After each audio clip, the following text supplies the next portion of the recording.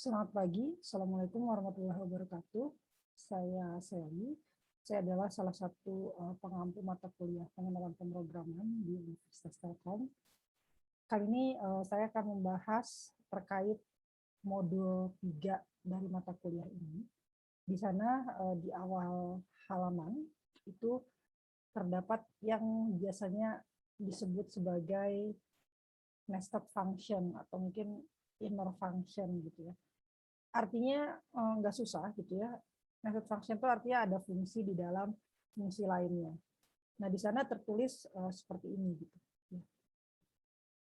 Bilangan sama dengan bil sama dengan integer, terus kemudian integer itu kan fungsi, kemudian ada input fungsi lagi gitu. Jadi ada fungsi input di dalam fungsi integer gitu. Nah, sebelum kita masuk ke sana, mungkin kita akan lihat yang mudah-mudah dulu lah ya. Jadi misalnya kita pakai fungsi yang sudah biasa kita pakai gitu ya, misalnya print gitu. Ya, saya bisa bilang print angka 10 gitu. Maka saya akan mencetak 10 gitu ya, tulisan 10. Nah, sebenarnya saya bisa menulis angka 10 dengan cara lain kan ya. Saya bisa menulis dengan cara misalnya print 7 ditambah 3 gitu. Nah, ini kan hasilnya 10 juga gitu. Kok bisa gitu ya? Nah, sebenarnya di baris print 7 ditambah 3 itu sebenarnya ada dua hal kira-kira yang dilakukan gitu ya oleh fungsi tersebut. Yang pertama adalah dia melakukan operasi penjumlahan dulu gitu sebelum dicetak gitu. Jadi sebenarnya ini kira-kira dia melakukan operasi penjumlahan dulu gitu. Nah, kemudian baru 7 tambah 3-nya kan hasilnya kalau dievaluasi gitu ya, itu kan 10 gitu. Nah, kemudian 10 itu yang kemudian di print gitu. Jadi sebenarnya ada dua step gitu. Berbeda dengan print 10 kan dia ya udah cuma mencetak 10 sekali aja gitu. Tapi sementara kalau print 7 ditambah 3 itu artinya 7 tambah 3 dievaluasi dulu, baru hasilnya yang kemudian di print gitu. Jadi sudah ada dua hal yang dia lakukan. Atau misalnya kalau saya pakai contoh yang lain gitu ya, kalau misalnya saya simpan di dalam variabel, misalnya saya punya variabel angka 1, saya isi dengan 10, kalau saya punya variabel angka 2, saya isi ya 20 gitu misalnya. Saya kan bisa juga bilang gini, print angka 1 ditambah dengan angka 2 gitu. Nah, ini kan hasilnya akan 30 gitu. Jadi sama seperti yang di atas, ini sebenarnya ada dua hal yang saya lakukan di satu baris print ini gitu. Jadi pertama angka satunya dijumlahkan dulu dengan angka 2 gitu, isi angka 1 dijumlahkan dengan isi angka 2, kemudian baru hasil penjumlahannya dicetak gitu. Jadi kira-kira ada dua step besar lah ya. Nah, oke. Nah, sekarang kita coba yang lebih mendekati tadi fungsi di dalam fungsi ya. Misalnya saya punya angka yang saya isi dengan 30 gitu ya. Ya. Maka saya kan bisa melakukan sama seperti di atas tuh ya, dengan cara print angka. Kan jadinya 30 gitu ya. Nah, sekarang kalau angkanya 30 kan berarti setiap saya print angka kan isinya akan 30 terus gitu. Nah, saya pengen angkanya tuh isinya tuh tergantung dari masukan user. Ya, jadi terserah nanti user mau masukin angka berapa, nah saya print angka itu. Gimana caranya supaya memungkinkan dia menerima masukan dari user gitu. Itu kita pakai fungsi yang sudah kita pelajari di bab-bab yang sebelumnya, yaitu pakai fungsi input. Jadi sekarang angkanya tidak saya setel fix 30, tapi saya buat sebagai input gitu ya. Jadi input itu adalah fungsi nanti yang akan menangkap masukan dari user, kemudian masukan dari user itu akan disimpan di dalam variabel yang namanya angka gitu ya. Gitu kan ya. Nah, yang perlu diingat adalah bahwa keluaran dari si input itu yang ditangkap oleh input, apapun yang diketikkan oleh user itu akan dianggap sebagai string gitu. Kemudian string itu dimasukkan ke dalam variabel yang namanya angka. Walaupun variabel yang namanya angka, tapi dia isinya string gitu. Jadi misalnya kayak gini, jadi kalau saya enter kan dia, nah gitu ya, kayak apa hang gitu kan ya, gitu ya kemarin. Maka saya bisa menginputkan misalnya angka 50 gitu ya. Maka kalau saya print angka gitu, maka keluarnya 50 gitu. Kalau saya ulangi lagi cara ini gitu ya, saya bisa isi yang lain lagi, 100 gitu. Maka ketika saya mengulangi mencetak angka, sekarang yang keluar bukan 50, tapi 100. Jadi kan bisa gitu ya. Oke, saya kecilkan dulu. Ini harusnya printnya keluar 100. Nah, kemudian berarti kan ada dua hal yang sebenarnya saya lakukan gitu. Pertama, saya input angka sama dengan input, kemudian saya print angkanya. Nah, sekarang bisa nggak ya saya kalau misalnya saya print gitu ya, daripada saya capek-capek misalnya tadi kan angka sama dengan input terus print angka gitu, boleh nggak nih angka ini apa sih? Angka ini kan sebenarnya kembalian dari dia tuh dapat angka tuh dari mana? Dari fungsi input ini kan. Ya. Jadi sebenarnya angka itu adalah sama dengan isinya yang ini kan. Nah boleh nggak kalau misalnya si angkanya ya udah saya ganti ini aja langsung gitu jadinya. Jadi saya nggak usah simpan dulu di variabel angka gitu. Jadi saya langsung aja print input gitu. Maka nanti jadinya ada dua hal yang dilakukan. Ada dua hal yang dilakukan. Pertama, dia panggil fungsi input dulu gitu ya. Jadi yang paling kalau buka kurung itu yang paling dalam dulu yang dikerjakan gitu. Jadi kalau ada double buka kurungnya itu yang paling dalam dulu. Karena kan misalnya dia sebenarnya tetap aja sih bacanya dari sebelah kiri gitu ya. Print dalam kurung ini gitu. Nah, yang mau di print apa? Input ini gitu. Berarti kan ininya harus dikerjakan dulu kan, yang di dalamnya harus dikerjakan dulu. Nah, input buka kurung tutup kurung tadi apa? Input buka kurung tutup kurung adalah fungsi yang menerima masukan dari user gitu. Jadi harusnya nanti dia bakal ya sama persis gitu yang dilakukan. Jadi kayak dia menunggu masukan dari user, misalnya 75 gitu ya. Jadi kalau kita enter dia otomatis mencetak. Jadi sebenarnya bukan otomatis mencetak sih. Jadi sebenarnya dia tuh print 75 gitu. 75-nya dapat dari mana? 75-nya dapat dari ini, input ini.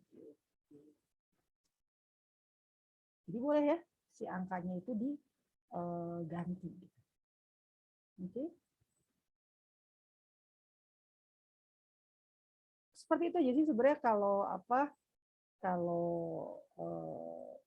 fungsi di dalam fungsi gitu. Mungkin kalau mau yang lebih kompleks lagi gitu ya. Misalnya kita coba yang di atas ini. Ya.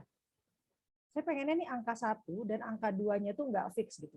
Tapi saya dapatnya dari input misalnya. Nah, biasanya kita melakukannya gini, misalnya angka 1 sama dengan input gitu ya.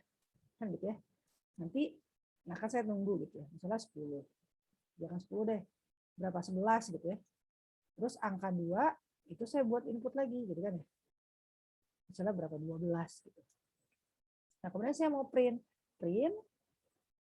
tadi angka 1-nya dijumlahkan dengan angka 2 gitu.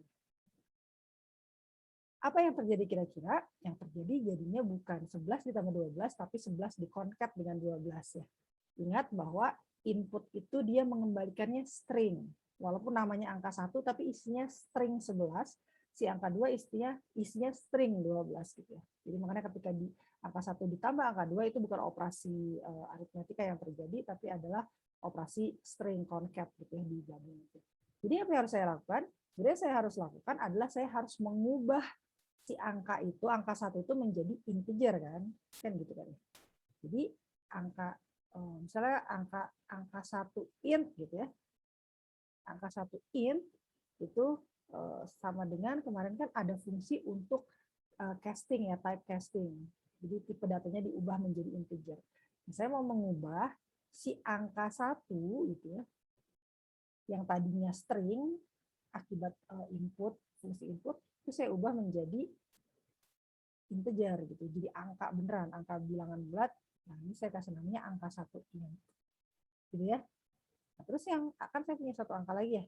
Angka 2 int gitu ya. Sama dengan integer angka 2 tadi gitu. Jadi sekarang saya punya angka 1 yang isinya string 11, angka 2 yang isinya string 12, kemudian saya punya variabel angka 1 int yang isinya adalah bilangan bulat 11 dan angka 2 int yang isinya adalah bilangan bulat 12. Maka yang saya print kalau saya mau benar-benar melakukan operasi penjumlahan aritmetika itu adalah yang saya jumlahkan angka 1 int ditambah dengan angka 2 int, gitu ya.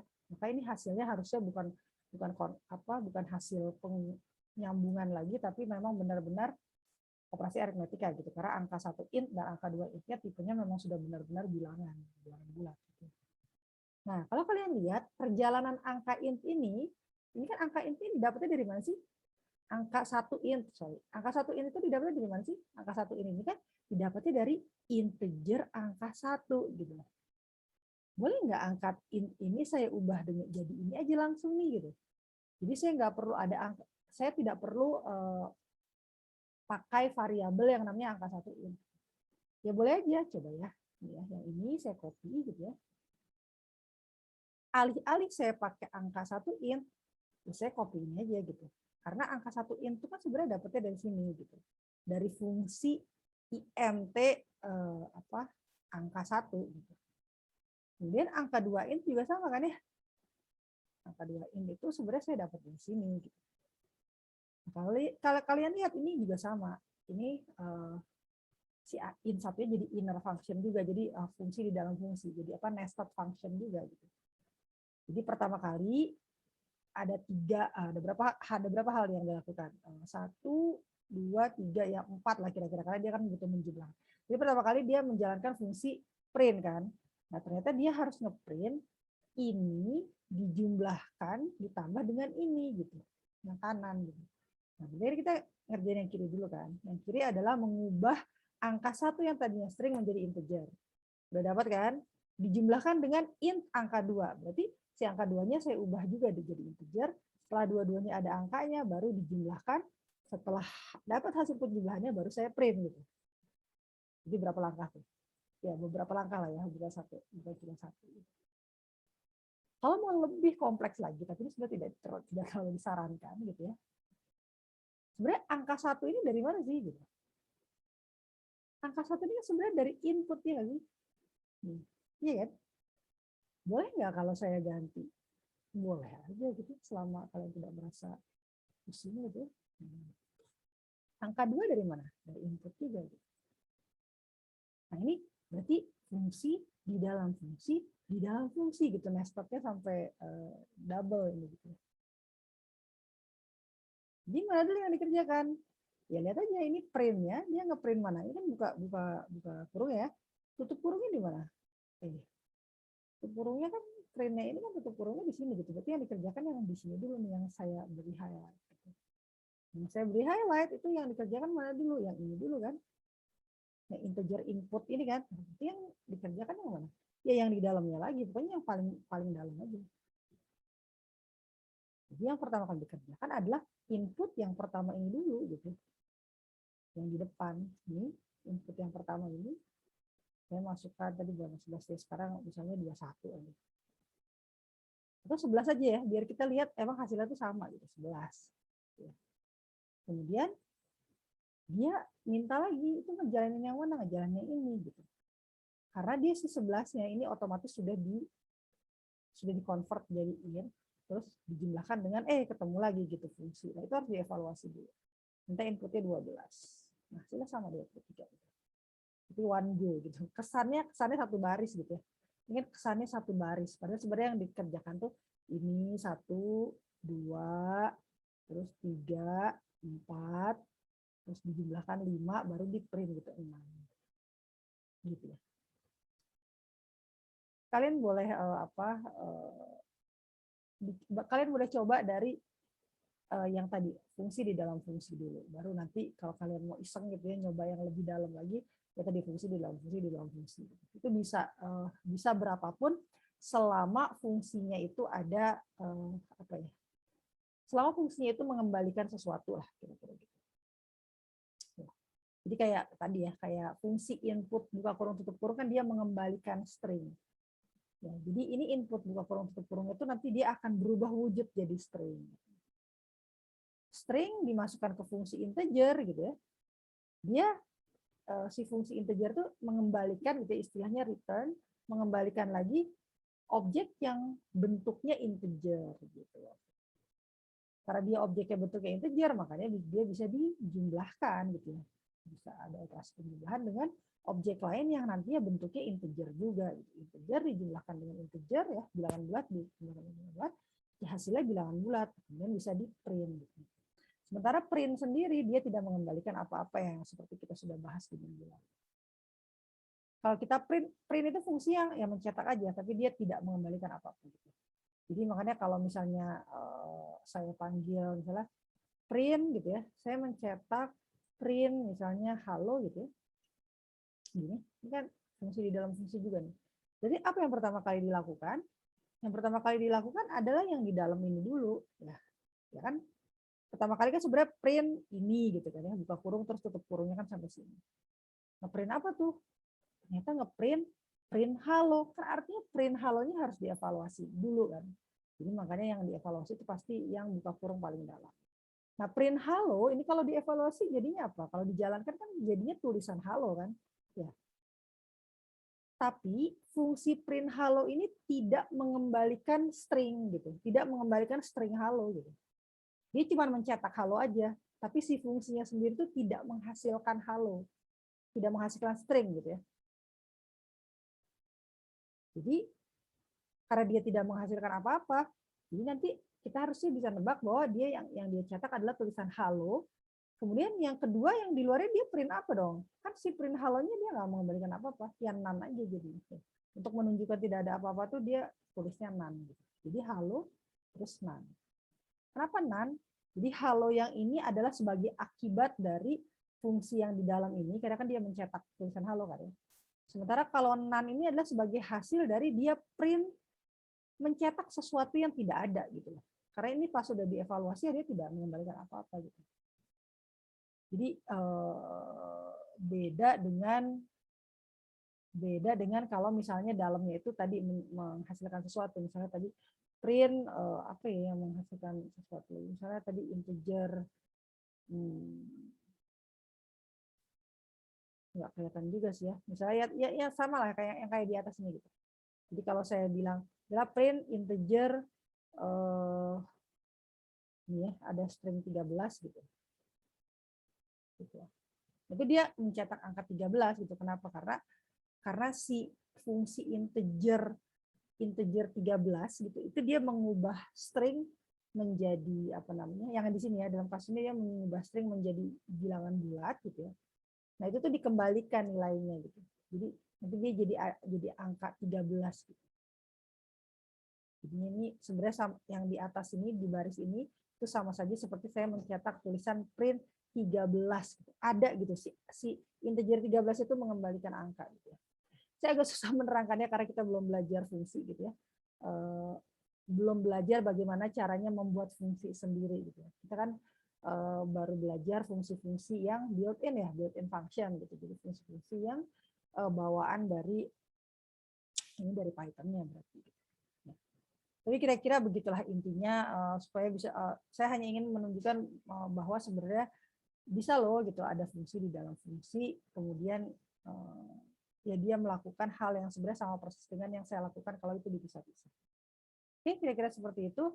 Mudah-mudahan dapat dipahami. Selamat pagi semuanya. Wassalamualaikum warahmatullahi wabarakatuh.